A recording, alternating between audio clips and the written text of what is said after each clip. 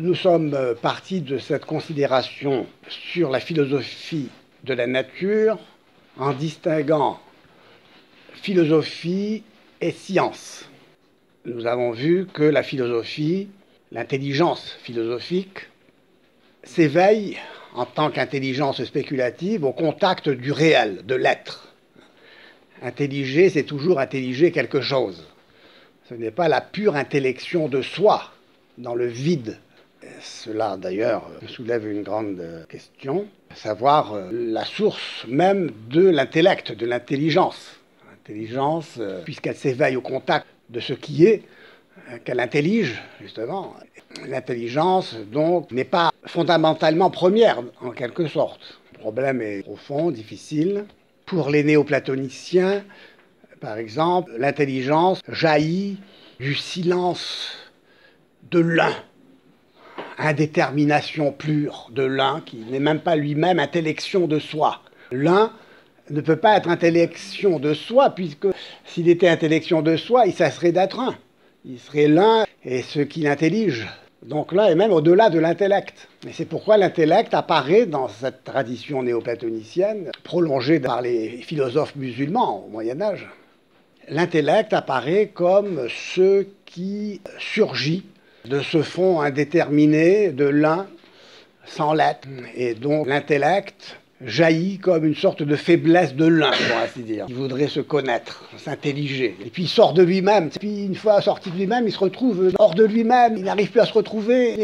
Il est l'un et l'intellection de soi, perdu dans le multiple désormais. C'est le multiple qui l'emporte, et l'intellect est la source de la multiplicité de tout ce qui est, de tout ce qui apparaît. L'intellect et l'intellection à la fois de l'un qu'il quitte et de soi. Cette pensée profonde, illustrée par Plotin en particulier, va être reprise au Moyen-Âge, je vous l'ai dit, par les philosophes musulmans.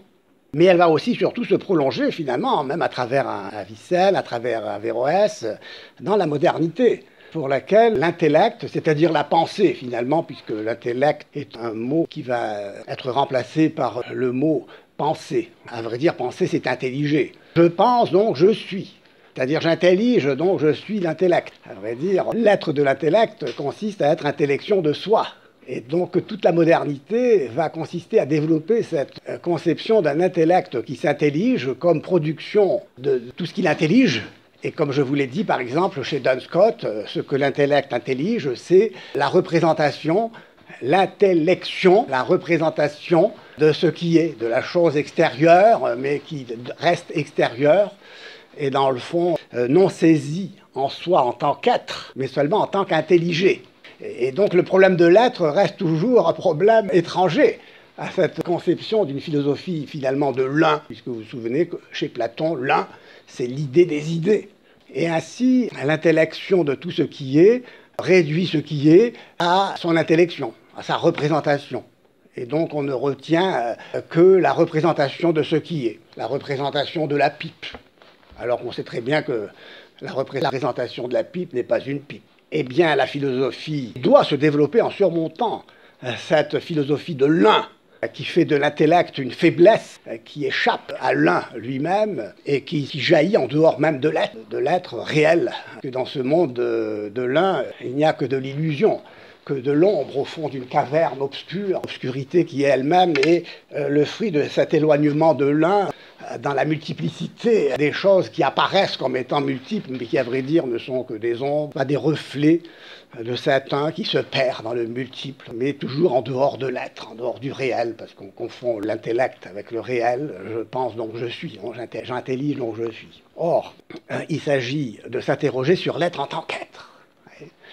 Aristote, nous avons vu le rôle important qu'il joue, cette métaphysique qui consiste à s'interroger sur l'être en tant qu'être, et non pas en tant qu'être intelligé, conçu. L'être indépendamment du fait qu'il soit pensé, intelligé, l'être là indépendamment de moi, cette ousia, cette substance qui m'est donnée dans cette nature, qui m'apparaît, dans laquelle j'évolue moi-même. Nous savons que saint Thomas d'Aquin va développer l'aristotélisme, c'est-à-dire la philosophie de l'être, de l'ousia, une philosophie de l'essai, de l'actus essendi, de l'acte d'être, qui ne s'identifie pas avec l'acte d'intelliger.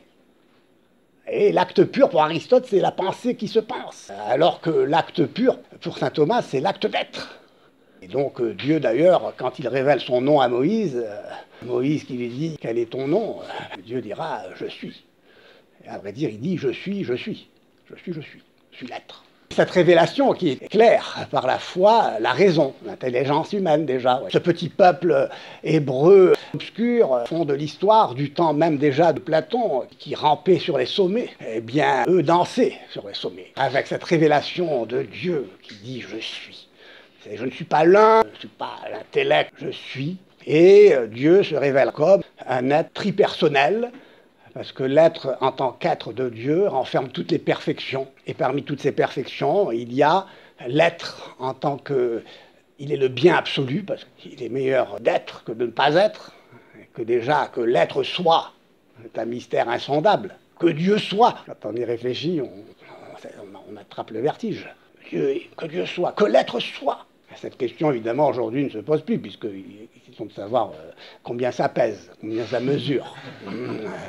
Et donc, que l'être soit. Toutes les perfections de l'être, parmi toutes ces perfections, il y a donc l'être en tant qu'il est le bien, qui attire tout à lui.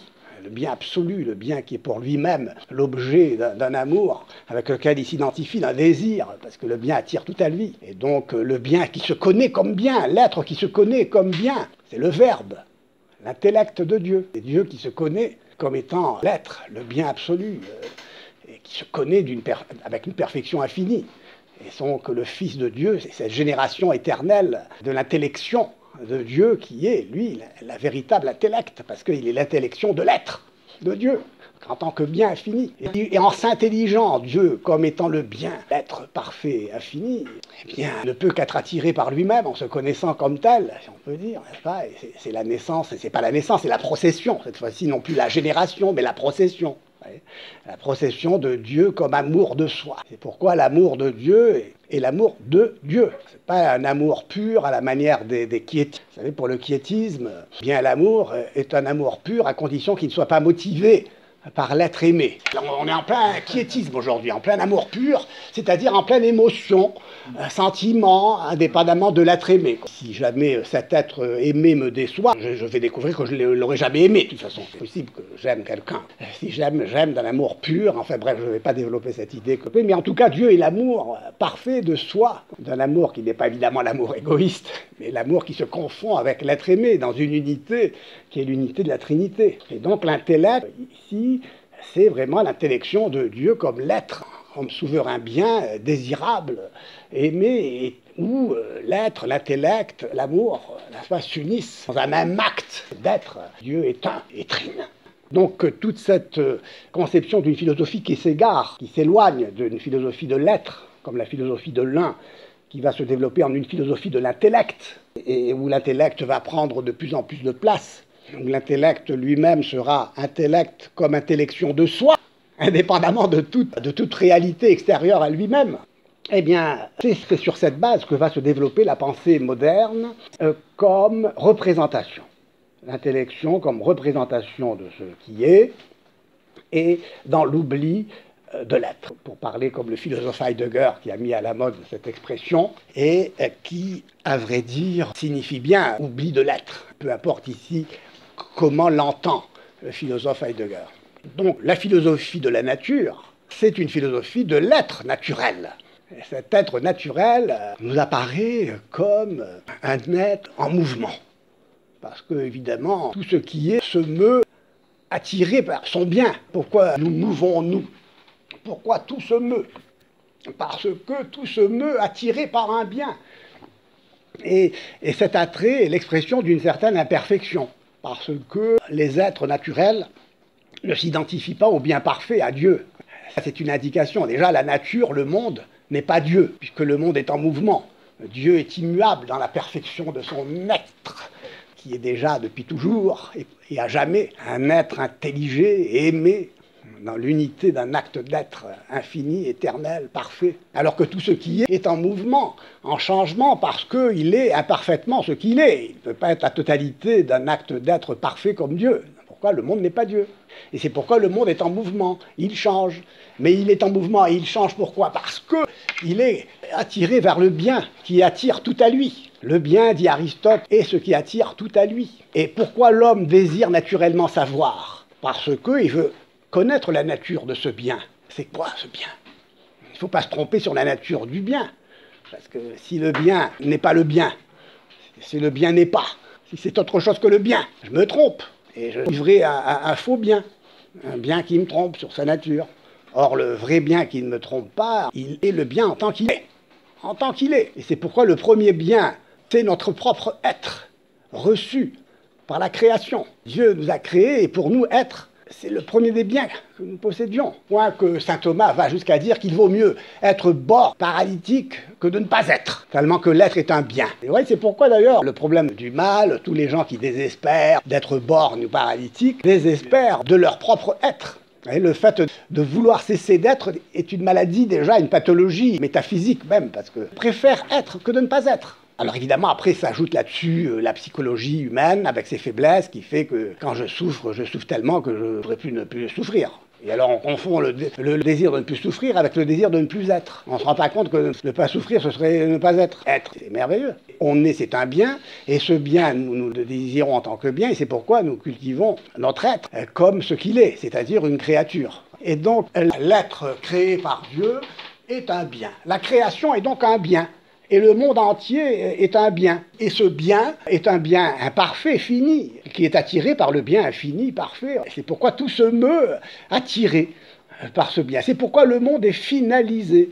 La finalité du monde est inscrite dans ce désir du bien, qui attire tout à lui, parce qu'il est. Parce que le bien est l'être lui-même, que nous désirons être, plutôt que de ne pas être, c'est l'heure que nous sommes.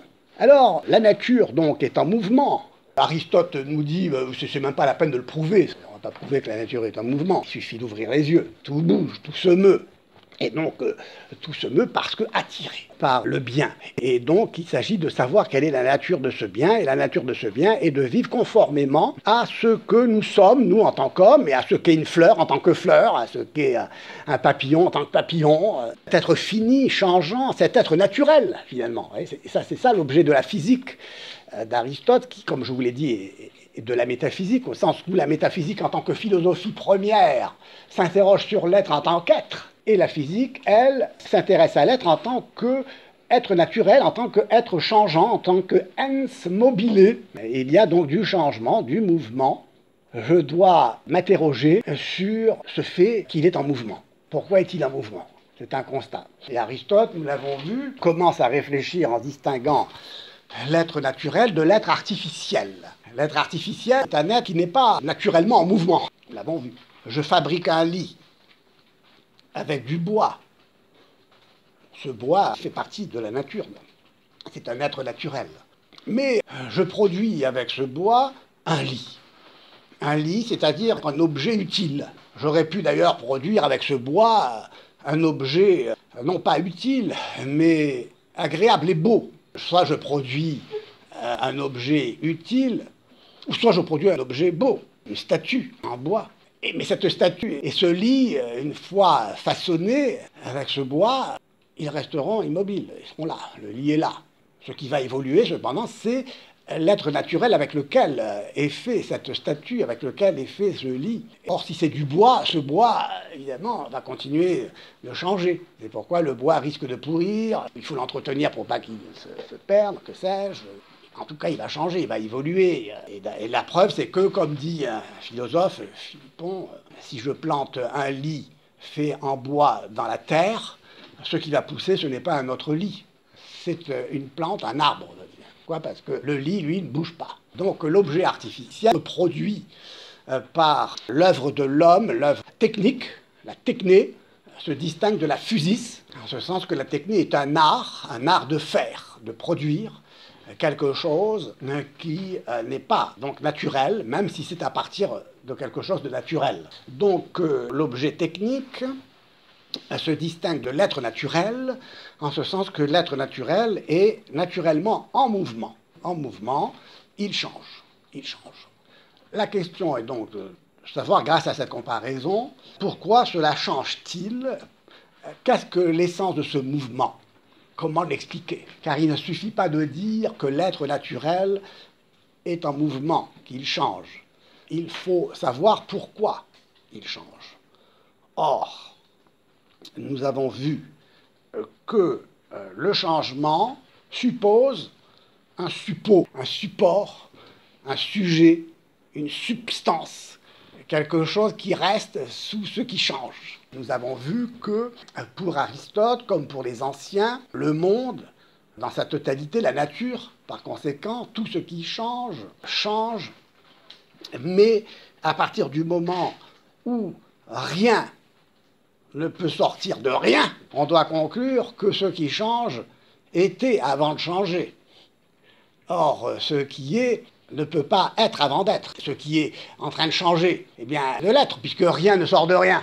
C'est une grande vérité, cela. Rien ne sort de rien. D'ailleurs, la révélation que ce petit peuple hébreu possédait déjà avait la réponse à cette question. Eh bien oui, en effet, rien ne sort de rien, puisque tout ce qui est sort de Dieu, de la création, du néant. Ben, du néant au sens où ça ne sort pas de Dieu, ça sort du néant, que Dieu fait sortir du néant, du non-être. Fait sortir du non-être. La question de savoir si cela sort de Dieu, justement, est une bonne question. Ça ne sort pas de Dieu parce que c'est pas Dieu lui-même qui devient autre que lui en créant le monde. Il y a des penseurs qui pensent comme ça. D'ailleurs, ce sont les idées qui ont dominé. Or, ce petit peuple hébreu, modeste, rebelle, le comble, mais jamais content. On lui donne l'être, les légumes, les concombres, ça lui manque. Et donc, voilà, il possède pendant une vérité que les grands philosophes cherchaient en s'épuisant. Et il cherchait en s'épuisant cette vérité parce qu'il comprenait qu'en effet que rien ne peut sortir de rien. Rien ne peut sortir de rien. Et donc si rien ne peut sortir de rien, c'est que l'être est là depuis toujours, ce qui est là depuis toujours, ce qui est était. Tiens, mais comment ce qui est était avant d'être? C'est pas possible de concevoir que ce qui est était avant d'être. Avant d'être, c'était déjà. L'être était avant d'être. La réponse d'Aristote, c'est une réponse géniale, c'est que ce qui était avant d'être était, en effet, mais était en puissance. Était en puissance, le bois était en puissance de devenir un lit, Socrate était en puissance de devenir musicien. Socrate était, mais il n'était pas musicien. Ah, maintenant il est musicien, mais il est toujours Socrate. Et alors donc Socrate est devenu musicien, il a changé. Et c'est quoi donc le changement? Ce n'est pas le simple déplacement local où Socrate était à gauche puis il s'est mis à droite pour devenir musicien. C'est un changement qui est une altération, si on peut dire, qui fait qu'il était en puissance, il est passé à l'acte. Donc le changement, en sa profondeur, est le passage de l'être en puissance à l'être en acte. Le passage de la puissance à l'acte. Et donc tout est engendré, tout est corrompu, dit Aristote, et donc tout est en mouvement. Et tout est en mouvement. Nous savons que le problème soulevé, qu'à partir du moment où tout est engendré, tout est en mouvement, le temps s'introduit dans cette nature, on en parlera, et il y a un temps pour Socrate, un temps pour Platon, un temps pour Aristote, comme dit l'Ecclésiaste, un temps pour toute chose. Donc la question est de savoir comment ce qui n'était pas est. Parce que la question de savoir comment le passage de l'être en puissance à l'être en acte, pour le même être, la même substance, là, bon, c'est encore compréhensible. Mais ce qui n'était pas une substance et qui devient une substance, c'est-à-dire ce qui n'était pas et qui est, cela est évidemment inconcevable pour les anciens. Ce qui n'était pas était déjà, puisque rien ne sort de rien, donc ça veut dire que tout est déjà depuis toujours, et pour les anciens, le monde est éternel. Pour Aristote, le monde est éternel, et l'éternité du monde est une question qui est toujours posée. Et en effet, l'éternité du monde, c'est une question qui se pose à partir du moment où rien ne peut sortir de rien. Rien ne peut sortir de rien. Donc, Aristote se trouve devant un monde en devenir. Il recueille la question, vous vous souvenez de Platon, posée dans le Théétète. Comment, si tout devient toujours, rien n'est jamais. Entre l'instant T1 et l'instant T2, un abîme s'ouvre de néant. C'est quoi cette histoire? Comment sommes-nous les mêmes depuis tout à l'heure, tout en étant autrement? Parce que ce n'est pas que depuis tout à l'heure nous soyons absolument autres. Nous sommes autrement. Nous avons acquis un savoir, par exemple, en recevant un enseignement. Donc nous sommes différents. Si ce savoir n'était pas acquis, nous serions toujours les mêmes. Ou plutôt non, on deviendrait encore différent, en ce sens qu'on serait plus ignorant. Donc tout ce monde qui devient, cette nature en mouvement, voilà le principe du mouvement. C'est la nature elle-même. C'est la nature qui est le principe du mouvement, de tout ce qui se meut, parce qu'elle est mouvement. Elle est un incessant passage de la puissance à l'acte de tout ce qui est. Mais évidemment, si le mouvement est passage de la puissance à l'acte, tout ce qui se meut doit consister en ce passage. Il faut avoir été en puissance avant d'avoir été en acte, ou avoir été d'abord en acte avant d'être en puissance. Ce qui est en puissance n'est pas encore totalement. Et la matière, vous en souvenez, constitue la substance avec la forme. Mais la matière sans la forme est pure privation.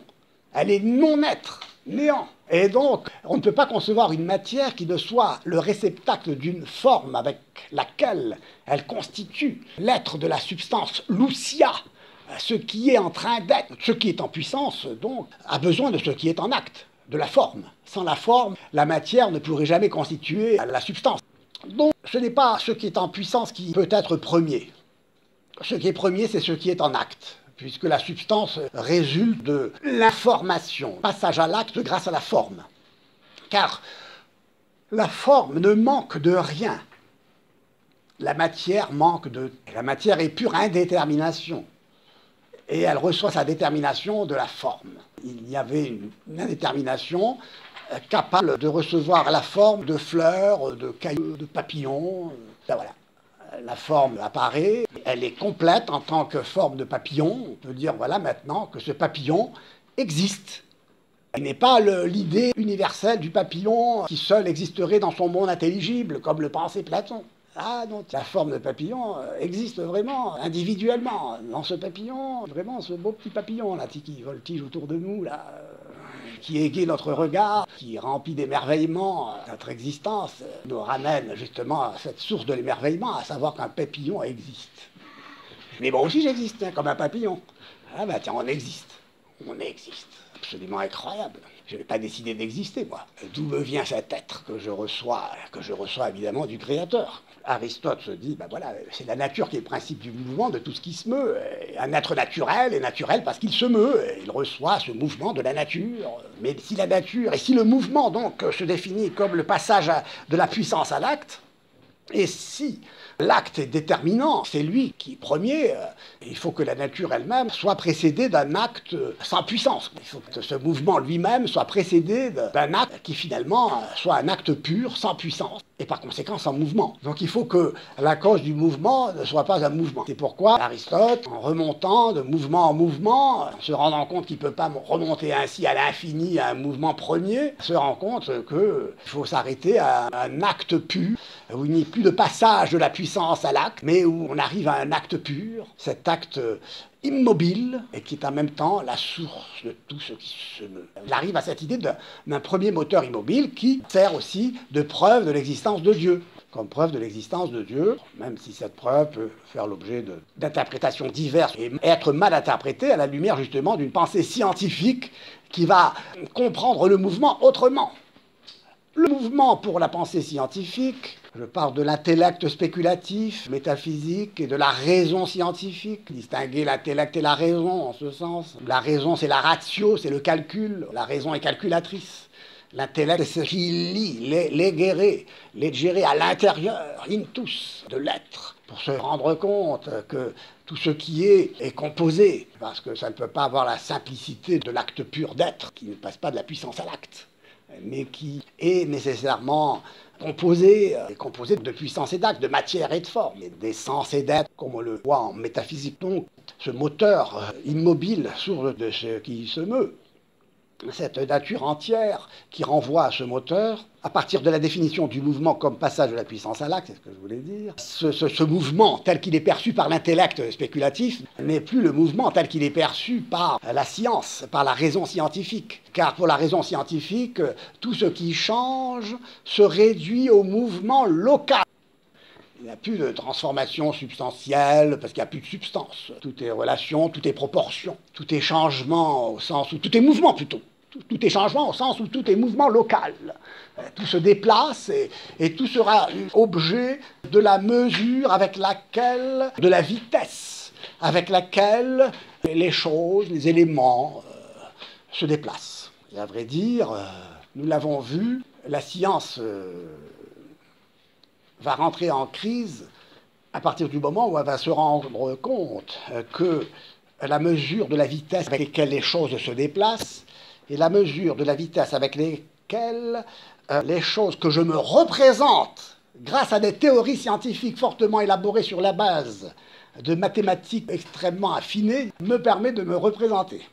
L'atome lui-même est une représentation dont je ne peux pas faire l'expérience sensible, au sens où le plus grand des microscopes sera aussi aveugle que le plus grand des macroscopes, parce que l'objet que ces instruments d'observation veulent saisir échappe sans cesse au sens. Ouais. Et donc je dois bien me représenter ce que je n'arrive pas à saisir avec les sens. Ah, c'est une question, ça, intéressante. Ça. Donc, je suis obligé de me représenter des choses que je ne peux pas saisir avec les sens et dont je devrais prouver l'existence avec des expérimentations. L'esprit scientifique repose sur la vérification par l'expérimentation de ce que je ne peux pas saisir par les sens et que je peux imaginer, me représenter grâce à des élaborations théoriques extrêmement sophistiquées au moyen des mathématiques.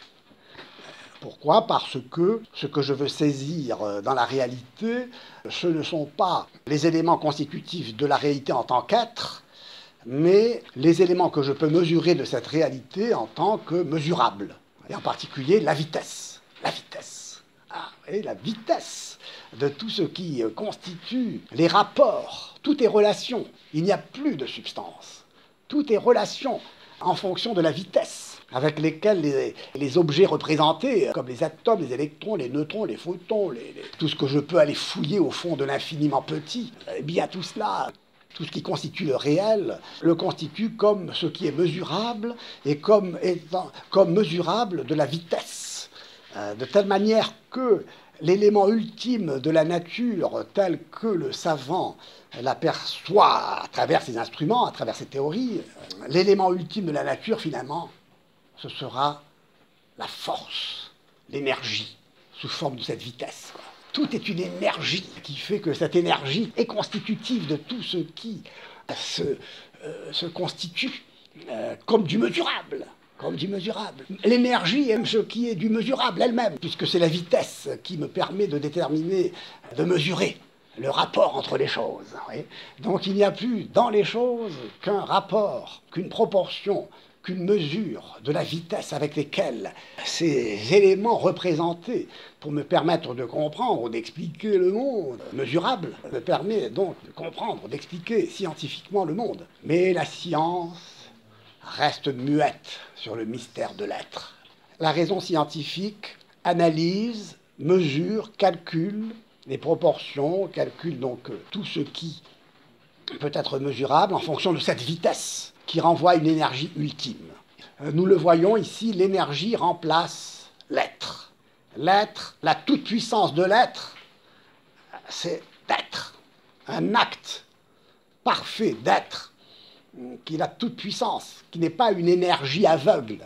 Pas la même chose, cette énergie mesurable, ou source même de toute mesure, à la limite, que l'acte d'être, qui est l'acte de l'être de tout ce qui est, au sens où chaque étant, chaque chose qui est, bénéficie, jouit de cet acte d'être.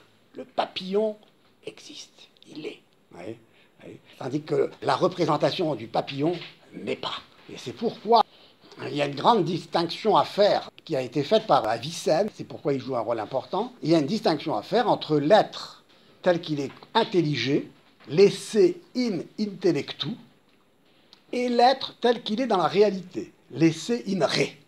Et donc l'être représenté, donc la pipe, et l'être réel, la réalité de la pipe représentée et la pipe tout court. Donc, vous voyez la différence qu'il y a entre l'intelligence spéculative du métaphysicien, du philosophe, et la raison scientifique du savant.